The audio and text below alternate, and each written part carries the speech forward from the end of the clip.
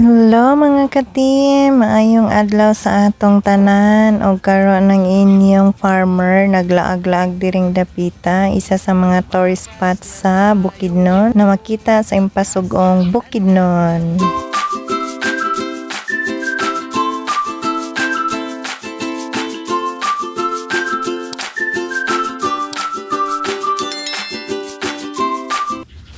Hello mga ka-team, karong adlaw na nibat ang mga farmer ng laag ng absent nangadto dinhi sa isa ka sikat nga lugar nga laaganan og syempre isa ka tourist spot dinhi sa Bukidnon nga makita sa impasugong Bukidnon. Mao kini ang ginatawag nila nga communal ranch nga ilahang gina-compare nga it seems like New Zealand daw.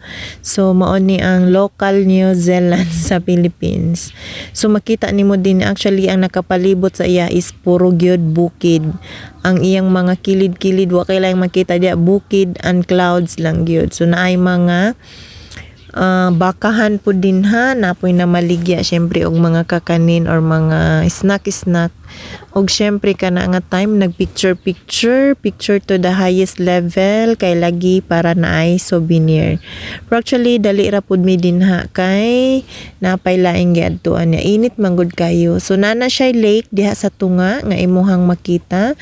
Actually it's a heart shape nga akong na observe pud na siya nga lake na mga isda dira. So clear ang water kung magtan-aw ka din ha og naa ka sa duol og kana kauban nako akong pag-umangkon nga mga dalaga og kana ang bata namo nga among kauban. So naagi nag-iisang kahoy po diha nga kilid sa lake. So mangyum na siya nga kahoy sa akong pagkaila. Bitaw mangyum gid na siya. So kami nagadto diha nag picture actually daghan jud mangadto din ha. Labi na mag photoshoot sa mga wedding, anniversaries, dibo mo na kasagara mag-adto di. Kasagara gid ka ng prenuptial nga photoshoot ang naa manganha din na og kanang mga divo.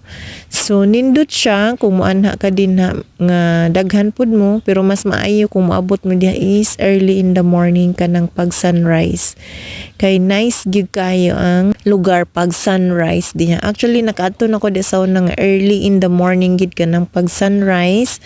6 AM or before 6 AM na namin nice kaayo. So kani manggod nga time nag-adto mi is udto na mi naabot kay udto na sad mi nakagikan. So mo nang init na kayo payong na ang tanan din ha. So syempre na enjoy pud labi na mga first timer nga nakaadto halos sa mi diha first time nga nakaadto ka na akong mga kauban. So kana lang na ay mga nindot gihapon nga talan-awon nga imong magian pagpadulong dito. Actually layo kay na siya sa highway.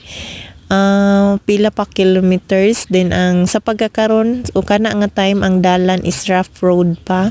So kinanglan pag ting-ulan nga moadto ka dia 4x4 ang imuhang sakyanan. So kana lang sila akong gina-video kay first time lagi nila. Og syempre di pud na pwede nga mag-video ko, maapil akong naong ka ako may tigunit sa camera. So ilahar jung naong akong kuan diha maapil.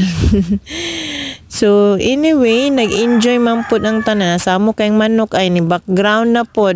Kada gid ni mag-audio ko diri, mag-record ang manok gid na moy akong background o kahairo o kahalanggam. Pero sige na lang kay mao man jud na mga farm animals diri, sagdi na lang na akong background. So mao na siya ang communal ranch na ay balay didto, parang office or pwede ka magtambay didto. Pero wala namang gud mi niabot didto, wala ko niadto kay kapoy nagsaka kanang init bitaw niya. Nakaadto naman sad ko diha gud sa una, so manang wala ko nagpursige og balik diyan na dito ang history sa about aning communal ranch sa impasugong. So wala po ko ganang kay suro kay aside sa init medyo daghan na kay tao bitaw. So nakita ninyo medyo crowded na. So dili para tong first na kong adto diha. Kadto lang, bye.